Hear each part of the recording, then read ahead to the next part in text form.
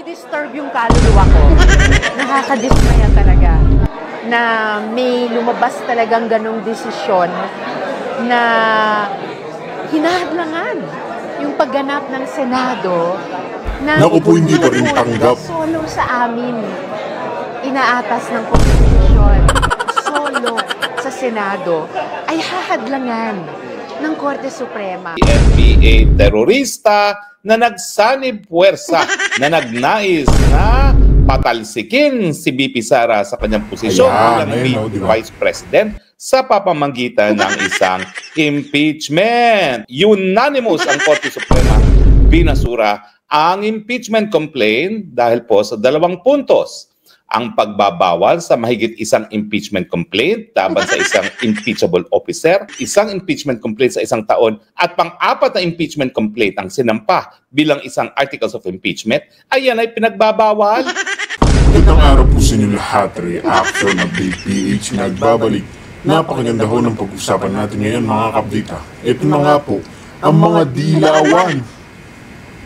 Nakakatawa talaga ito mga kapdita. Mantakin po ninyo, dismayado daw itong si Risa Hontiveros sa naging desisyon ng Supreme Court dahil nga ibinasura ang impeachment trial o complaint kay BP Sara. Ngayon po mga kapdita, parang mangyak-ngyak nga ito. Nanggigigil ho siya, nanginginig-nginig pa. Talagang makikita nyo po ang mga galit nila sa Duterte at gusto talaga nilang mapatalsik si BP Sara sa kanyang pagkaluklok bilang Vice Presidente. Pero hindi siya makapagreklamo patungkol dito kay Bongbong Marcos. Ang daming anomalya. Maraming anomalya. Lahat ng pangako ipinako niya na mga kabita. Yung mga Pilipinong matatanda umaasa sa pagbabago ng Pilipinas. Pero nasaan? May pagbabago ba?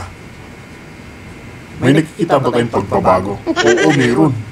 Kasi nung kapanahunan ni Pangulong Duterte, payapa ang kaisipan ng tao, may peace of mind tayo.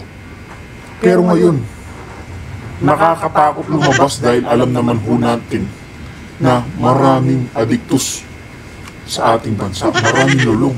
Kahit saang lupalop pa ngayon, kahit saang bansa, kahit saang lugar ka pa o bayan sumiksik dito sa Pilipinas ngayon, talagang nakakatakot. Maraming ang investor sa ibang bansa na ayaw na mag-invest sa ating bayan dahil sa mga sunod-sunod na kriminal na nangyayari. Lalo na pati mga ibang lahi hindi pinapatawad ng mga kriminal. Kaya mga update, pakinggan ho natin. Ito naging pahayag ni Spokesaro Roque patungkol nga dito sa mga dilawan at panonoorin din natin itong pagkadismaya ni Hontiveros sa naging desisyon ng Supreme Court kay BP Sara. NPA terorista na nagsanib puwersa na nagnais na patalsikin si BP Sara sa kanyang posisyon bilang Vice President sa pamamagitan ng isang impeachment. Sa mga natutulog sa kangkungan na hindi nalalaman ng balita, binasura po. Unanimous ang Korte Suprema. Binasura ang impeachment complaint dahil po sa dalawang puntos. Ang pagbabawal sa mahigit isang impeachment complaint laban sa isang impeachable officer, at ang sabi ko nga, kinakailangan ba maging genius ka na kapag pinagbabawal ang mahigit isang impeachment complaint sa isang taon at pang-apat na impeachment complaint ang sinampa bilang isang articles of impeachment, ayan ay pinagbabawal? Iniisip ko nga na sayang lang ang oras at panahon at salapi ng taong bayan ng Korte Suprema para mag-rule on something na napaka-obvious.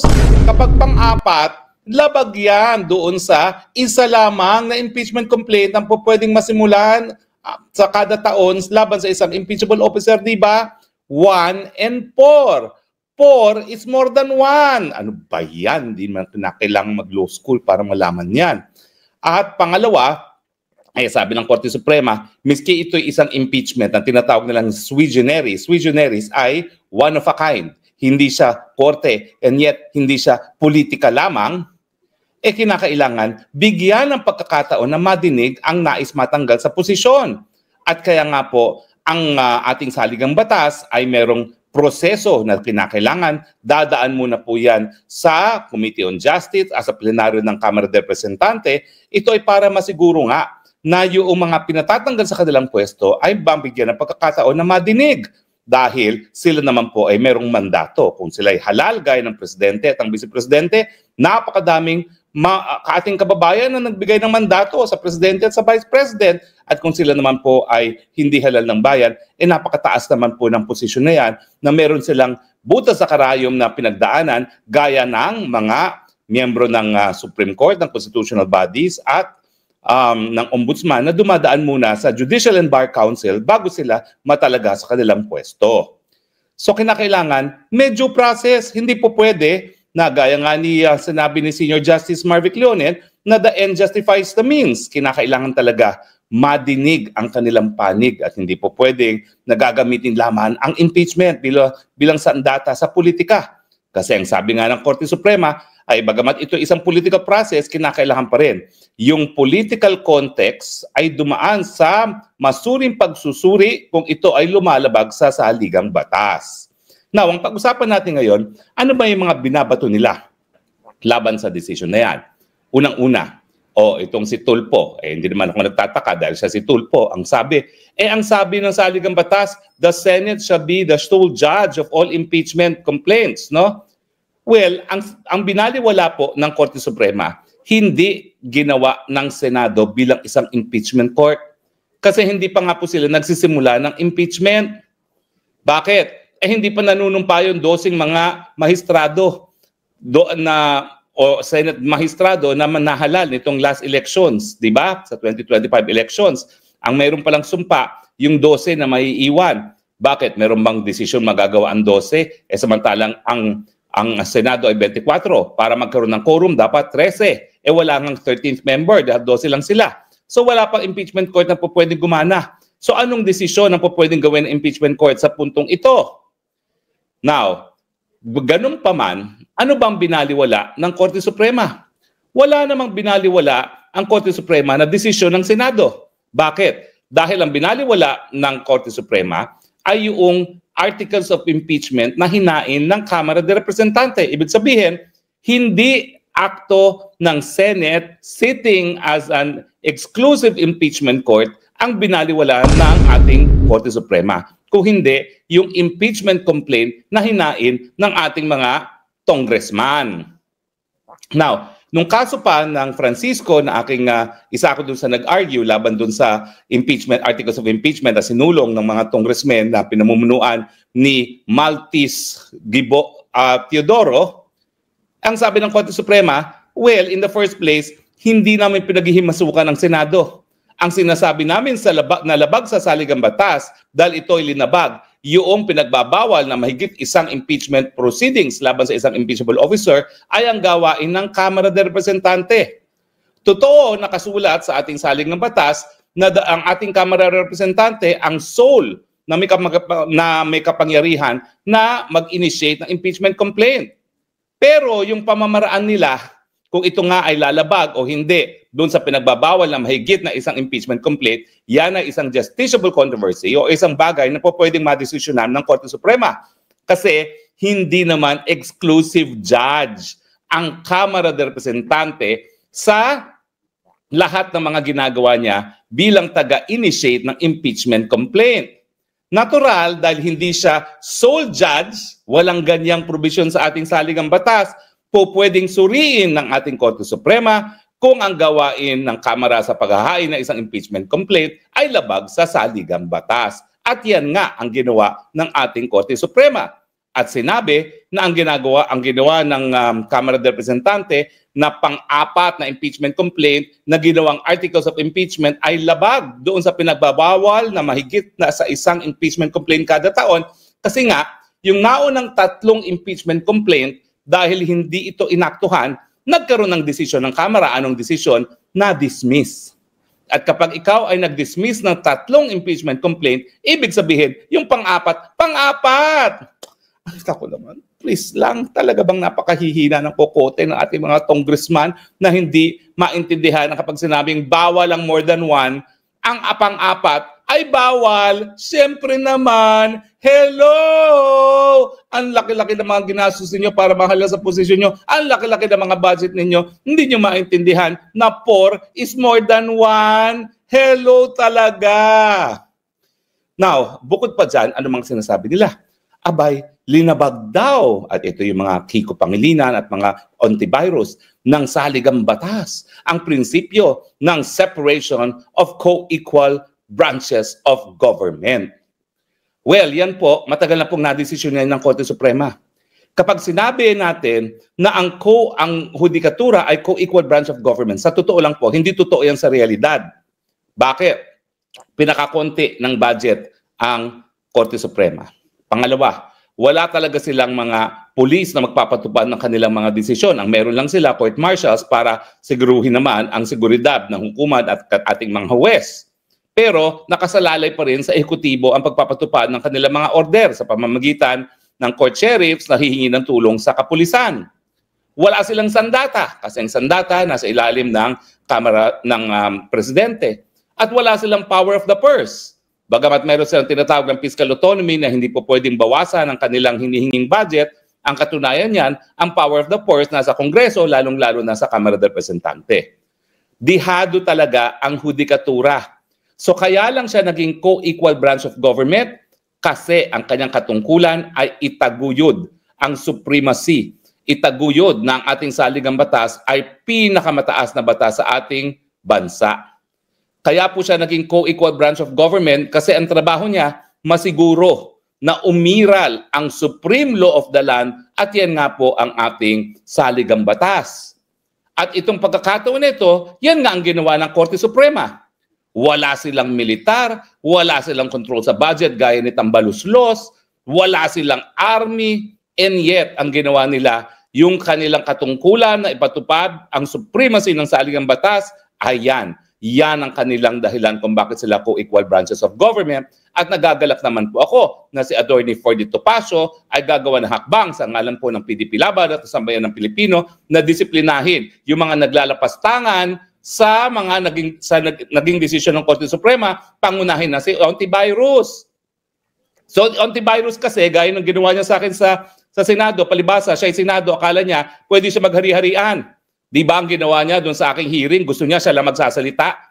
Binabasa niya yung script niya, hindi siya po pwede ma-interrupt. At kapag ikay magsasalita, magagalit siya na sinang-ayunan naman nung akala ko kaibigan ko ng Gatchalian. Ay nako, hindi na tayo magkaibigan talaga mula nang ginawa mo yun. I want to tell you that, Gatchalian. Oh, ano nangyari sa kanya? Kung ano ng mga pinagsasabi niya sa Korte Suprema. O ano nga ba yung sinabi niya? Ito, basahin natin ha. Basahin natin, baka sabihin nyo naman, nagsisinungaling ako na talaga linapastangan niya ang desisyon ng Korte Suprema. Oh, ito. Basahin natin. Ay, naku, dapat pala hinanda ko na bago tayo nag-broadcast. Naku, bakit ba hindi ko mahanap dito yung Google? Anyway, hanapin po natin yan. Pero ngayon, ang sabi ni Ferdy Topacio, yung mga naglalapastangan sa desisyon ng Korte Suprema dito sa impeachment complaint, sasampahan nila ng impeachment complaint. Tama lang naman po. Oo. Bakit? Dahil kapag yan ay linapastangan mo, sinisira mo yung tiwala ng taong bayan sa hudikatura na ipatupad ang supremacy ng ating saligang batas. At kapag patuloy mong lalapastanganin ang sinabi ng Korte Suprema, mawawala ng tiwala ang taong bayan sa ating hudikatura. Sino pang susunod sa mga desisyon ng hudikatura na wala namang armed forces para itupad ang kanilang desisyon? So kapag naglapastanganan ka, bagamat meron kang karayaan ng malayang pananalita, pero ikaw ay isang partido sa isang kaso at ang Senado naman, ang mga senador ay partido sa kasong yan dahil kasama sila doon sa nadimanda doon sa Korte Suprema, ibig sabihin, sinisira mo yung tiwala ng taong bayan sa institusyon at ikaw, antivirus, dapat kang maparusahan dahil bastos ka. Ni hindi ka abogado, akala mo kung sino ka. Mag-aral ka muna ng law school, pumasa ka bago ka magdadakdak dyan. Mantakin mo, 15, unanimous Supreme Court decision, nalapastanganin mo ang desisyon nila? Hilo ka ba? Ang yabang mo. Sa totoo lang, wala ka namang alam sa batas. And yet, kung ano-ano mga pinagsasabi mo dyan. Diba? Oh. Ay, nako. Sabi niya, disturbing questions daw. Anong disturbing questions? Bakit? Naintindihan mo ba yung mga tanong na yan? Eh, hindi ka nga abogado eh. Kaya ka nga nagbabasa lang ng script dun sa chief of staff mo na abogado. Diba? Tapos ngayon, dismayed ka dyan. Ha? Many disturbing questions about short-term and long-term consequences of this ruling daw. Okay? Diba? Ano ba yan? Actually, mas matindi yung maanghang talaga yung sinabi niya. Maanghang din yung sinabi ni De Lima. Tapos binawi. Kasi alam niya, hoy, De Lima, ha?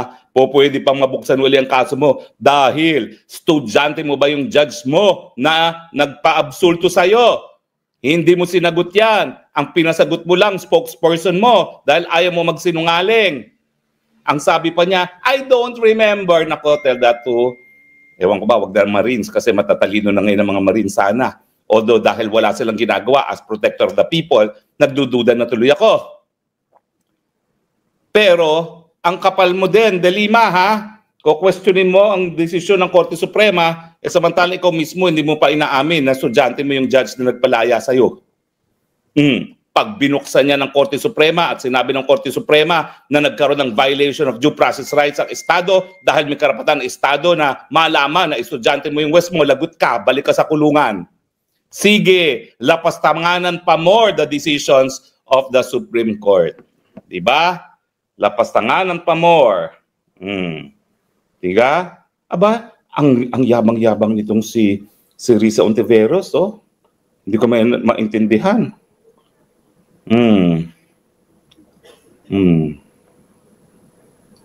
Oh. Saligang batas daw is a public trust. Oh, kaya nga nakakadismaya na ikaw kung anong dinadakdak mo, wala ka naman dahilan at sinisira mo pa ngayon ang tiwala ng taong bayan kasama ni De Lima. At ganun din naman itong si Pangilinan, ha? Itong sa Pangilinan, mag-ingat. Dahil meron ng desisyon ng Korte Suprema na hindi ibig sabihin na palibasa ikaw ay senador na babaliwala yung katungkulan bilang isang abogado, which applies also to De Lima. Na kinakailangan, wala silang gagawin na kahit ano para masira ang tiwala ng taong bayan sa hudikatura. Ako, marami akong reklamo laban sa Korte Suprema. Hanggang ngayon, yung mga kaso ko hindi nadedesisyonan, pero ako ba'y nagreklamo? Hindi. Dahil alam ko, obligasyon ko bilang isang abogado na itaguyod yung integridad ng hukuman mismo at wag akong manira. Naka-exile nga ako, nahiwalay ako sa pamilya ko, wala kayong narinig sa akin na kahit ano laban sa hudikatura. Dahil alam ko naman, bagamat subject din sila to political pressure, naintindihan ko rin ang buhay nila. Palaki kasi ako ng West. At ang importante talaga, magpatuloy na magtiwala ang ating publiko sa integridad ng ating hudikatura dahil kung hindi, magpapatayan na lang yan sa kalye. Rule of the jungle kung wala pong rule of law. Kaya yung mga maasim dyan, pwede ba, mag-antay muna kayo ng 2028 at pasensya na kayo kung by 2028, ang pinakamalakas pa rin kandidato para presidente ay si BP Sara. Eh paano ba namang hindi mananalo si BP Sara? Kinidnap nyo yung pinakamahal na presidente sa kasaysayan ng Pilipinas. Hindi po nagsisinungaling yung mga approval at trust rating na pinakamataas ang Tatay Digong nang siya'y umalis ng opisina. Pinakamahal siya. Tapos ikikidnap nyo, ipatatapon nyo sa Hague, magsasabuatan kayong mga loyalista, mga dilawan at CPP-MPA terorista at sa tingin nyo, matatalo nyo yung anak nung pinatapon nyo sa The Hague. Ayaw kong isipin ang what is inevitable in life. Diba? Sabi nila, taxes and death. Pero pag may nangyari pa, Tatay Digong sa The Hague, kalimutan nyo na nang mapapalitan nyo si Inday Sara bilang presidente pagdating ng 2028. Hindi kayo patatawarin ng taong bayan. Ang issue lang, magtatagal ba kayo hanggang 2028 kung may mangyari kay Tatay Digong habang nakakulong dito sa The Hague? Sa tingin ko, hindi. Magtago na nga kayo. Dahil nung minsan na ang sambayan ng Pilipino, hindi man lang kayo pinakulong, mga Marcoses, sa susunod siguro, sigurado na yan. Kinakailangan naman, pagbayarin kayo sa mga kasalanan ninyo, kasalanan ng Marcos Sr., kasalanan ng Marcos Jr., kasalanan ng Mangga. Huwag natin kakalimutan, ha?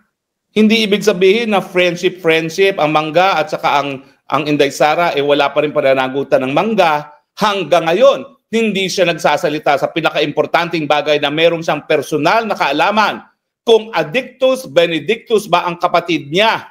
Dahil kung Addictus Benedictus at bigyan niya yan ng konfirmasyon, napakadali ng sipain sa pwesto ang Marcos Jr. Dahil bukod pa sa hair follicle test, yung ganyang testimonya ng sariling kapatid ang siyang magpapatunay ng estado ng pag-iisip ng Marcos Jr. Diba?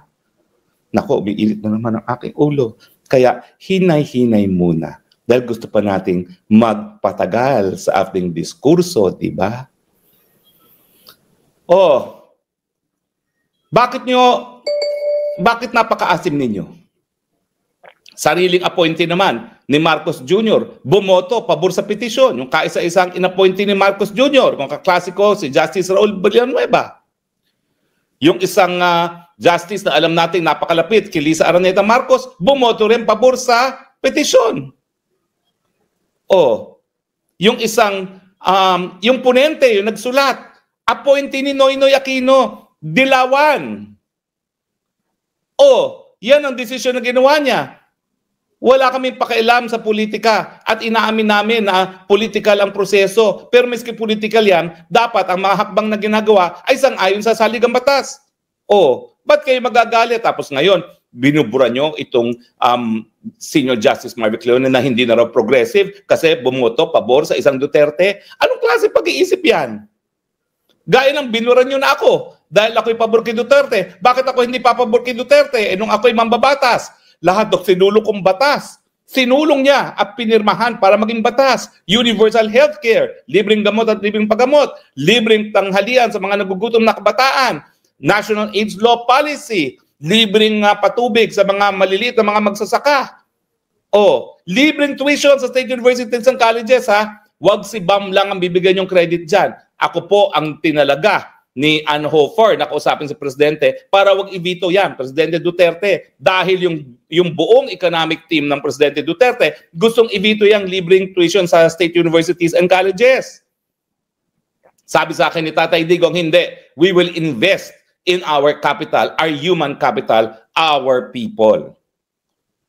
Oh, bakit yung buburahin ngayon si Senior Justice Leonen samantalang sinasabi lang naman niya yung tama? Ako po, matagal kami nagsama ni Justice Marvic Leonen sa UP College of Law. Wala po kaming away. Pero sa totoo lang, hindi rin kami magkakampi sa aming kampo. Dahil dyan sa UP College of Law, palaging divided yan. Pero hindi po nawala ang respeto ko kay Justice Leonen, miski hindi pa siya justice, dahil alam ko naman, in the end, sumusunod yan o gagawin niya ang tama. At tama naman yung kanyang desisyon. So let us give credit where it is due. Dahil kung ang kanyang political na paniniwala lang ang kanyang susundin, talagang hindi yan boboto pabor kay BP Sara. Dahil talagang dilawan siya to the core. Pero he transcended his political beliefs and upheld the supremacy of the Constitution. Kaya pinupuri ko naman po si Justice Leonen. Iba talaga yung feeling na ang tagal mong kakilala yung tao tapos napakatino naman palang talagang tao, no? Talagang proud naman ako, nakakilala ko siya na napakatagal na panahon. At syempre, nakasama ko rin sa UP College of Law, no? Bilang isang colleague sa faculty. At syempre, naging din po namin siya. Naging din nga ba si Marvic Leonen? Oh, parang naging din si Marvic Leonen. But in any case, ayan po, ang mga maaasim. Tapos may mga nagsasabi, appointees lahat yan ni Duterte. Bakit?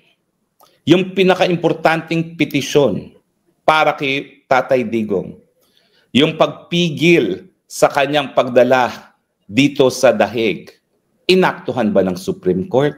Hindi. Yung petisyon na hinain ni Attorney Delgra na merong TRO Sabihin na natin naging mutan academic dahil nailipad na sa The Hague. Nag-issue ba ng TRO? Hindi. Yung TRO na yon, magagamit pa rin yun dito sa ICC. Hanggang ngayon walang desisyon. Kung talagang rubber stamp ni Tatay Digong ang mga justices dahil siya nag-appoint, nandyan yung desisyon na yan. Dahil ang pinaka-importanting desisyon kay Tatay Digong ngayon, yung kanyang pagkakakulong sa The Hague na hanggang ngayon walang resulta. So itigil nyo na yung paninira sa Korte Suprema. Hindi po totoo na palibasa ang nag-appoint ay si Tatay Digong, sunod-sunuran lang sila. Dahil kung ganun ang nangyari, meron na pong desisyon na talagang magagamit laban dyan sa pagkakakulong ni Tatay Digong sa ICC dahil sa hanggang ngayon ay wala pa. Pero anong magagawa ng Korte Suprema? Yung impeachment, ang intensyon talaga ng taong bayan, nung binigyan ng ratifikasyon ng 1987 Constitution, talagang hindi gagamitin yan bilang sandata para sa politika. Pero nakikita natin na talagang ang impeachment ngayon ang dalas sa Pilipinas. Kung ikukumpara mo sa bansa ng Amerika, kung saan kinopya natin yung proseso ng impeachment. Napakadalas dito. May laban kay Senate, kay Chief Justice David.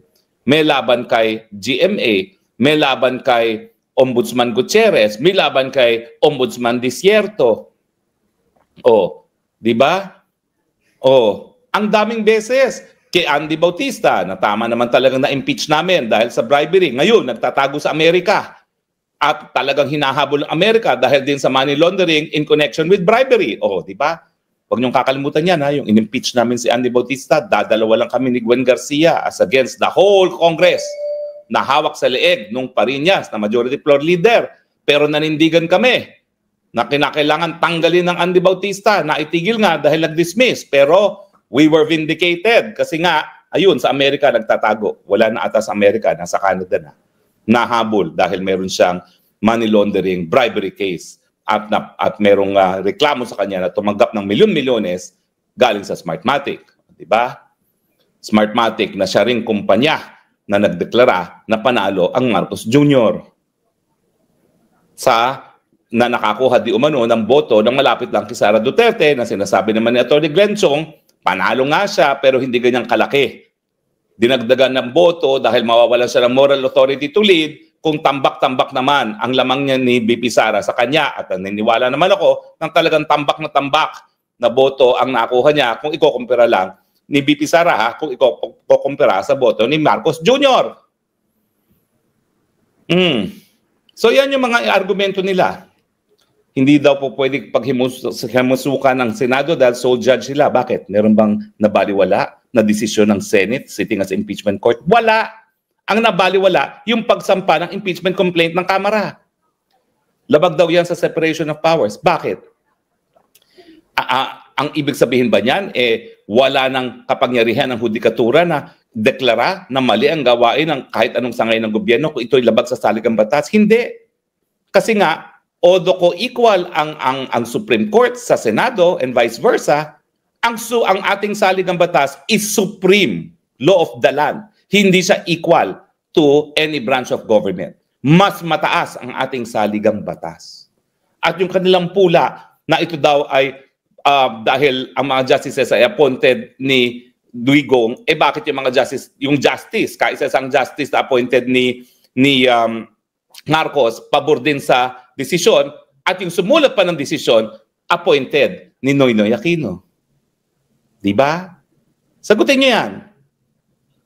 Ang totoo, sa kanilang kagustuhan na talagang mawala ang banta ng another Duterte pagiging presidente, minadali nila. Hindi ginamit ang coconut. Mantakin mo, bawal ang more than one impeachment complaint. Ang hinain na articles of impeachment, pang-apat, hello! Anyone home? Ang dami-dami nyo dyan. 300 plus congressmen, full staff complement. Hindi nyo maintindihan na 4 is more than 1. Hello talaga. Oh. Tapos ngawa kayo ng ngawa ngayon. Palibasa, alam ninyo, You have a problem. Ngayong na-dismiss na ang impeachment, anong tingin nyo? Lalong lumakas na ngayon ang BP Sara. Anong gagawin nyo ngayon? Titirahin yung pagkatao ni BP Sara. Hindi nagagana yan gaya nung ginawa ng mga kalaban ni Jojo Binay. Bakit? Kasi ang tagal nyo nang sinisira ang karakter ni BP Sara, hindi na kayo pinaniniwalaan ng taong bayan. Alam nyo ba kung anong gusto nila mangyari dito sa impeachment? Kasi hindi nila magagamit ang bank records ni Inday Sara. Kung walang impeachment, ilalabas nila yung mga bank records. Ano ngayon? Yung mga bank records na yun naman, mga records ng mga accounts na kasamang kanyang ama. Sa katanda-tanda naman ni Tatay Digong, 80 anyos, anak ng dating gobernador ng Davao Province. Sa tingin nyo, walang pundar ang Tatay Digong? Gaya ng paratang nyo sa akin na wala akong pundar? Na anak ako na pinag-aral sa Amerika at sa England na aking pamilya, wala akong kaya, wala akong pundar para magkaroon ng mga deposito sa aking bangko? Kayo kasi magnanakaw. Kayong nagnakaw, kaya ang dami niyong pera. Kaya nagagalit kayo pag mayroong mga tao na may konting pundar na hindi na nagnanakaw gaya ng mga Duterte at gaya ko. Tigil-tigilan nyo ang inyong mga pagkukunwari. Dahil kayo talaga, 5,500 flood control projects, lawa ang Maynila, tulay na naguguho, puro korupsyon, mga farm-to-market roads, roads that lead to nowhere. Kayong korap. Pag-iinitan yung confidential fund ni Inday Sara, kalit-liit, wala pa ngang 135 million ba yan? Kayo, billion-billion, 5 billion nga ang presidente, bakit hindi nyo punteriyahin yan? Mga julol, wika nga ni Maharlika. Julol at jutang ay na-miss ninyo. Jutang ay na-miss nyo talaga. Buti na lang, may jutang ina-miss dahil hindi tayo mako-community standard. Thank you very much, Maharlika. At nailalabas natin ang busit natin sa mga jutang ina-miss na yan na hindi tayo mako-community standard sa Facebook. Anyway, yun na lang po muna. At medyo na high blood na naman ako. Magpapakain po ako ng tanghalian ngayon sa Duterte Street. Sana po makasama sa amin si Ma'am Hanilet sa araw ng linggo dahil matagal-tagal na ako hindi nagpapakain diyan. May mga tao po kasi na nagsasabi na, ewan ko ba, mga masamang sinasabi tungkol sa mga kumakain sa mga libreng pagkain. So ako naman po, sinisigurado ko rin na paminsan-minsan ako naman po nagdadala ng pagkain nang walang mapula yung mga kampo ng NPA dito sa Dahig. At huwag niyong kakalimutan po yan ha, dito sa Dahig na buhay ang pinakamataas na opisyalis ng CPP-NPA, Joma Sison at Halandoni. Dito po sa Dahig, ang nanalo rito, Kamatayan Party List. At dadalawa lang ang alyansang nanalo. So wag po kayong magpapadala sa kahit anong mga sinasabi ng mga taga-Dahig na naninira doon sa mga taong naging tapat kay Tatay Digong. Po, sinisira nila, pero sige nga. Subukan ninyong mabuhay in exile. Lahat ng ari-arian frozen, mawalay sa pamilya at sabihin ninyo, walang kinalaman ang aking pagiging tapat sa mga Duterte sa aking kapalaran. Nadidisturb yung kaluluwa ko. Nakakadismaya talaga na may lumabas talagang ganong desisyon na hinahadlangan yung pagganap ng Senado na Naku po, hindi pa rin tanggap. Solo sa amin, inaatas ng konstitusyon, solo sa Senado, ay hahadlangan ng Korte Suprema, pinakamataas na korte sa ibang pantay, no? Pero hiwalay na branch of government. At marami po kaming disturbing questions tungkol sa desisyong iyon.